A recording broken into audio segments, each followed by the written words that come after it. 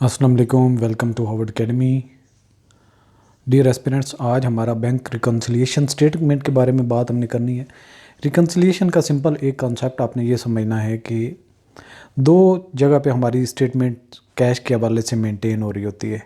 एक तो हम एक कंपनी है या फर्म है, वो अपने पास रिकॉर्ड रखती है जितना उसमें कैश आता है, जितना जाता है, और ताकि वो उसको अपने बैलेंस का आइडिया हो सके। साथ ही उसकी एक स्टेटमेंट जो है जहाँ पे उसका अकाउंट मेंटेन होता है, यानी कि बैंक वो मेंटेन करता है। जब भी आप कभी विदड्रॉल का कैश भेजते हैं तो आप यहाँ से माइनस कर लेते हैं, और यहाँ से आने में, बैंक से क्लियर होने में जो टाइम लगता है, तो यहाँ से कैश माइनस होने में थोड़ा सा डिले होती है। यहाँ पे जब कैश कोई और डिपॉजिट करवाता है उनके डेटर्स वगैरह में से जिन्होंने चीज़ें परचेज़ की होती हैं, वो अगर डायरेक्टली बैंक में पैसा जमा करवाते हैं तो यहाँ पे कैश ऐड हो जाता है पहले से ही, और इसकी स्टेटमेंट या इंफॉर्मेशन पहुँचने में और यहाँ पे फर्म के पास अपडेट होने में थोड़ी सी डिले हो जाती है। तो यहाँ पे एक साइड पे यहाँ पे जाते हुए ट्रांजैक्शन एंट्री में यहाँ पे डिले हो रही, दूसरी साइड पे यहाँ पे डिले हो रही। तो यहाँ पे जो ट्रांजिशनल पीरियड है, इसमें कुछ ना कुछ जब आप बैलेंस देखते हैं तो चीज़ें मिसमैच होती हैं। फर्म के जो कैश बुक होती है उसमें कुछ और बैलेंस शो हो रहा होता है, जबकि बैंक की स्टेटमेंट में कुछ और बैलेंस शो हो रहता है। कुछ ट्रांजैक्शन यहाँ पे नहीं एंटर हुई होती और कुछ यहाँ पे एंटर नहीं हुई होती, या कुछ यहाँ पे एक्स्ट्रा होती हैं, यहाँ पे कुछ एक्स्ट्रा होती हैं।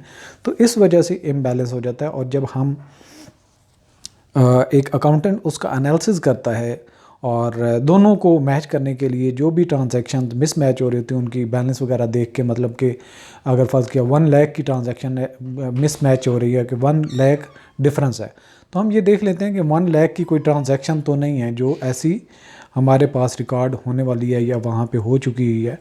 तो अगर इस तरीके से हमें ट्रांजैक्शन नहीं मिलती तो हम ये देख लेते हैं कि 60,000 की अगर कोई एक है, दूसरी 40,000 के, तो मुमकिन तौर पे वो ट्रांजैक्शन हैं जो यहाँ पे एंट्री हो चुकी है और यहाँ पे एंट्री अभी तक नहीं हुई। तो इस तरीके से हम एनालिसिस करते हुए दोनों को हमें मैच करना होता है, और इसी को कहते हैं bank reconciliation statement.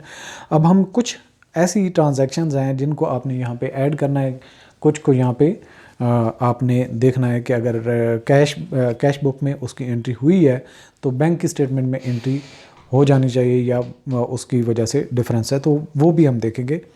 It is a statement that is prepare to reconcile the bank balance in the cash book, यानी कि जो कैश बुक है बैंक बैलेंस के लिहाज से, with the balance in the bank passbook. तो बैंक की passbook में उसका क्या रिकॉर्ड हो रहा है, यानी कि bank balance in the cash book. Cash book में बैंक बैलेंस हमारा क्या शो हो रहा है, और इसके अलावा जो कंपनी की बैंक पासबुक है उसमें क्या बैलेंस शो हो रहा है। पर्पज़ क्या होता है, ताकि हम एक्चुअली अपना कोई भी बिज़नेस है उसके अंदर कैश एक फ्रेजाइल आइटम होता है जिसमें एम्बिजलमेंट या मिसयूज़ हो सकता है। तो अपने कैश को प्रॉपरली मेंटेन रखना, उसकी प्रॉपरली डिस्बर्समेंट को ध्यान रखना ताकि कोई फ्रॉड वगैरह ना हो जाए या उसका कहीं मिसयूज़ ना हो रहा हो। तो इसलिए बैंक की जो रिकन्सिलिएशन मंथली या क्वार्टरली करना ज़रूरी होता है। The bank reconciliation statement is a financial document use to reconcile the difference between the bank balance shown in the company's book, यानी कि जो बैंक बैलेंस हमारा है वो कहाँ पे शो होता है, कंपनी की बुक में, and the bank statement received from the bank. Its purpose is to identify, explain discrepancies and errors in the recorded transactions। कब होनी चाहिए ये रिकन्सिलिएशन, ये भी इंपॉर्टेंट चीज़ है। The bank reconciliation statement is typically prepared at the end of each accounting period such as a month और a quarter. It ensures that the company's financial records accurately reflect the actual cash position, की company की जो actual cash position है वो properly maintain की गई, और accounting period के एंड पे वो नॉर्मली 1 महीने का हो सकता है, क्वार्टर का हो सकता है, जब आपने रिकन्सिलिएशन करनी होती है। इसके कंपोनेंट्स क्या हैं? The statement includes 2 main components, the company's book balance, यानी कि कंपनी की बुक बैलेंस होती है, and the bank statement balance, दूसरी क्या होती है, बैंक स्टेटमेंट बैलेंस होती है, यानी कि एक बैंक के पास मेंटेन है और एक कंपनी के पास है। The book balance is the cash balance recorded in the companies accounting record, while the bank statement balance is the cash balance reported by the bank. तो बैंक की जो स्टेटमेंट है वो जो है उसमें बैंक अपनी रिकॉर्ड करता है ट्रांजैक्शन, जबकि कंपनी की जो कैश बुक है, कंपनीज बुक बैलेंस, तो वो कंपनी अपने पास रिकॉर्ड अपना कैश का मेंटेन रखती है, जब ऐड होता है, जब सब्सट्रैक्ट होता है। अच्छा, रिकॉन्साइल कौन कौन से आइटम को हमें करना होता है, किन के ऊपर हमने तवज्जो रखनी होती है ताकि बैंक रिकन्सिलेशन आसानी से हमारी रिकॉन्साइल हो जाए। The statement identifies and reconciles various items that cause difference between the book balance and the bank statement. कई सारे आइटम्स हो सकते हैं जो मिसमैच होने की वजह हो सकते हैं। These items can include outstanding cheques. कौन कौन से हैं? एक आउटस्टैंडिंग चेक्स हैं जो आपने भेजा लेकिन अभी बैंक ने क्लियर नहीं किया। इसके अलावा डिपॉजिट्स इन ट्रांजिट, जो डिपॉजिट्स थे वो भी डिपॉजिट हुए नहीं है। इसके अलावा बैंक की फ़ीस कोई रिसीव हुई लेकिन आपके पास उसका रिकॉर्ड नहीं है, या कोई इंटरेस्ट अर्न किया बैंक के अंदर, वो ऐड हो गया लेकिन आपके पास नहीं है। Any other error made by the company और अ बैंक। एरर कहीं से भी हो सकती है, वो बैंक के एंड पे भी हो सकती है, वो कंपनी के एंड पे भी हो सकती है। अच्छा, जब हम एडजस्टमेंट करेंगे तो क्या हमने करना? The statement requires adjustment to be made to the book balance to bring it in line with the bank statement balance. कि बैंक का जो बैलेंस है उसके साथ मैच करना, बुक बैलेंस के अंदर आपने उसको अपडेट करना है, बुक बैलेंस को जो कंपनी के पास maintain. For example, outstanding cheques need to be deducted from the book balance while deposits in transit need to be added. कि जो ट्रांजिट बैंक में जमा हो चुके हैं लेकिन अभी आपके पास रिकॉर्ड नहीं है, उनको ऐड कर लें। जो चेक आपने भेजे हुए थे लेकिन बैंक ने नहीं क्लियर किया, उनको माइनस करें। इसकी इंपॉर्टेंस क्या है बैंक रिकॉन्सिलिएशन स्टेटमेंट की? Bank reconciliation is crucial for ensuring the accuracy of financial records and detecting any fraudulent activities or errors। Main purpose क्या है, इंपॉर्टेंस क्या है? ताकि फ्रॉडुलेंट एक्टिविटीज़ या एरर्स को डिटेक्ट किया जा सके और उनको फ़ौरन से रेमेडी किया जाए। It helps identify any unauthorised transaction, bank errors और डिस्क्रिपेंसीज इन रिकॉर्डिंग ट्रांजैक्शन। यानी कि ट्रांजैक्शन में कोई एरर हो जाती है, फ्रॉड हो जाता है, या कहीं पे डिस्क्रिपेंसी अब रिकॉर्ड हुई नहीं थी या कहीं गलती हो गई थी रिकॉर्ड करने में, तो उनकी जो है वो रेक्टिफिकेशन हो जाती है। इसके अलावा इंटरनल कंट्रोल का भी एक अच्छा सिस्टम है ताकि जो कैश है उसको प्रॉपरली हैंडल किया जाए, उसका कहीं मिसयूज़ ना हो। ये एक किस्म का इंटरनल कंट्रोल का एक टूल भी है एक कंपनी के लिए। The bank reconciliation process serves as an internal control mechanism by verifying the accuracy and completeness of cash transactions. It helps prevent और डिटेक्ट एरर्स, फ्रॉड और irregularities related to cash management. की irregularity है, error है, fraud है, कोई भी है, उसको डिटेक्ट करने में एक इंटरनल कंट्रोल सिस्टम भी बन जाता है। अच्छा जी, रिकॉर्ड कीपिंग इसकी होती है। Proper documentation record keeping are essential for bank reconciliation. Supporting documents such as bank statements, cancel cheques, deposit slips and receipts are use to verify and reconcile the transaction. जो भी transactions जब आप reconciliation करते हैं तो जो जो transaction आपको नज़र आती हैं कि ये इनकी वजह से मिसमैच हो रही थी चीज़ें, और उनकी सपोर्ट में जब आप ट्रांजैक्शनों को मैच करते हैं और उनको ऐड करते हैं या डिलीट करते हैं, तो उससे फिर आपका क्या है कि वो एक रिकॉर्ड का हिस्सा बन जाता है। कभी भी ऑडिटर उसको फ़ौरन आके देख सकता है कि ये प्रॉपरली इसको देखा गया था, चेक किया गया था, या ठीक किया गया, नहीं ठीक किया गया। इसके अलावा टाइमलीनेस पता चल जाता है कि आपका कहीं पे भी कोई एम्बिजलमेंट वगैरह होने के चांसेस वो रिड्यूस हो जाते हैं। It is important to perform bank reconciliation promptly to identify and address any issues in the timely manner. Delayed reconciliation may lead to incorrect, यहाँ पे इंपॉर्टेंट क्वेश्चन भी आता है, delayed reconciliation may lead to incorrect financial reporting and difficulty in resolving discrepancies. क्योंकि time गुजर जाने के बाद अगर रिकन्सिलिएशन करने की कोशिश करेंगे तो टाइम ओवर होने की वजह से आपको प्रॉब्लम भी आएगा और रिजॉल्व भी नहीं हो सकेगी, कई सारी डिस्क्रिपेंसीज रह जाएंगी। ऑडिट ट्रेल भी है, ये ऑडिटर भी आके इस एरिया को देखता है कि bank reconciliation statement provide an audit trail that demonstrate the process of reconciling the book balance and the bank statement balance. This documentation is useful for internal audits, external audits and regulatory compliance.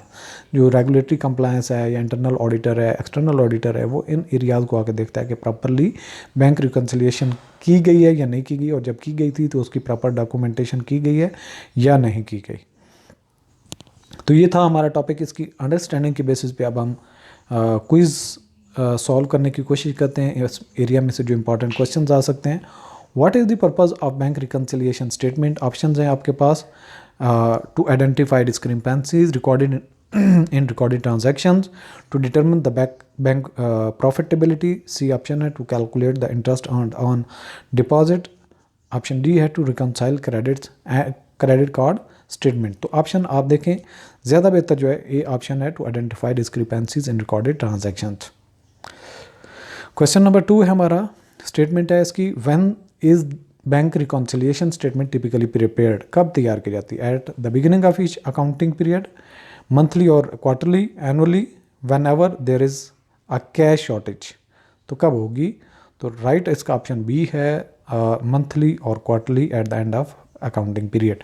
Question number 3 है और इसकी statement है, what are the two main components of bank reconciliation statement, जिनकी दो components को हम match करते हैं, उनका जिक्र भी किया गया था जब हम पढ़ रहे थे। तो bank fees and interest earn, company's book balance and bank statement balance, outstanding cheques and deposits in transaction in transit, D option है deposits and withdrawal. So right option ज़्यादा बी लगता है, जो कि company's book balance and bank statement का balance है, दोनों को मैच करना होता है।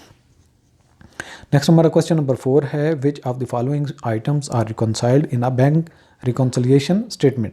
जब बैंक रिकॉन्सिलिएशन स्टेटमेंट कर रहे होते हैं तो कौन से आइटम्स को हम रिकॉन्साइल करते हैं? Sales revenue and expenses, stock inventory and cost of goods sold, outstanding cheques and deposits in transit, employ salaries and wages.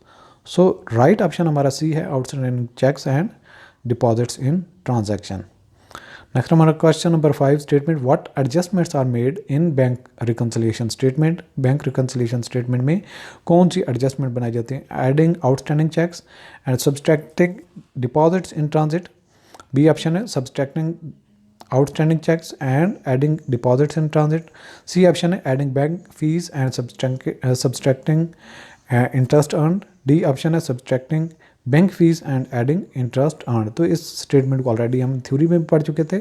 B option right है, subtracting outstanding cheques and adding deposit in transit, क्योंकि जो outstanding check होते हैं वो आपके bank ने clear नहीं किए होते, जबकि आपने भेजा होता है और आप माइनस कर चुके होते हैं। सो उनको आपने सब्सट्रैक्ट करना है। एडिंग डिपॉजिट्स इन ट्रांजिट, जो ट्रांजिट में आपकी बैलेंस हैं, डिपॉजिट्स हैं, अभी तक नहीं हुए, उनको ऐड करना है। नेक्स्ट हमारा क्वेश्चन नंबर 6 है, why is bank reconciliation important? Important क्यों है? To determine the bank's profitability, to identify discrepancies and errors in financial records, to calculate interest and on loans, to record sales and expenses accurately. So right option हमारा कौन सा है? B right option है, to identify discrepancies and errors in financial records. Next हमारा question number 7 है, how does bank reconciliation serve as internal control mechanism. कि bank reconciliation internal control mechanism के तौर पे कैसे काम करती है? By preventing unauthorised transaction, by ensuring the accuracy of cash transaction, by calculating interest on saving account, by tracking inventory levels. So right option B है, by ensuring the accuracy of cash transaction. Question number 8 है, what is the role of record keeping in bank reconciliation? इसका role क्या है record keeping के लिहाज से bank reconciliation statement का?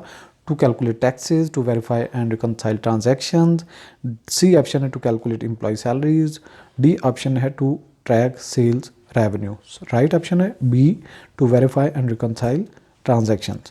Question number 9 है हमारा, इसकी स्टेटमेंट है, why is timeliness important in performing bank reconciliation? कि बैंक रिकन्सिलिएशन की टाइमलीनेस या टाइम टू टाइम इसको फ़ौरन से करना क्यों ज़रूरी है? To maximise profits, to meet regulatory requirement, to calculate interest on investments, to prepare financial statements. So right option हमारा बी है, to meet regulatory requirements. Question number 10 last question number है, इसकी statement, what does the bank reconciliation statement provide? Bank reconciliation statement से हासिल क्या होता है? The company's profitability, the audit trail of cash transaction, C option the inventory valuation, D option है the employ payroll details. Right option हमारा B है, the audit trail of cash transaction, जिसको already हम थ्योरी में भी discuss कर चुके हैं। सो आज का सेशन यहाँ पे क्लोज करते हैं, चलो नेक्स्ट सेशन में मिलते हैं। और हार्वर्ड अकेडमी के प्लेटफॉर्म पे आप हमारा कंप्लीट कोर्स ज्वाइन कर सकते हैं, जो कि अकाउंटेंट, अकाउंट ऑफिसर या जो अकाउंट्स के रेलिवेंट जितनी भी जॉब्स हैं उनके लिए हमारा कोर्स इंतहाई मुफीद है। थैंक्स फॉर वॉचिंग, अल्लाह हाफिज़।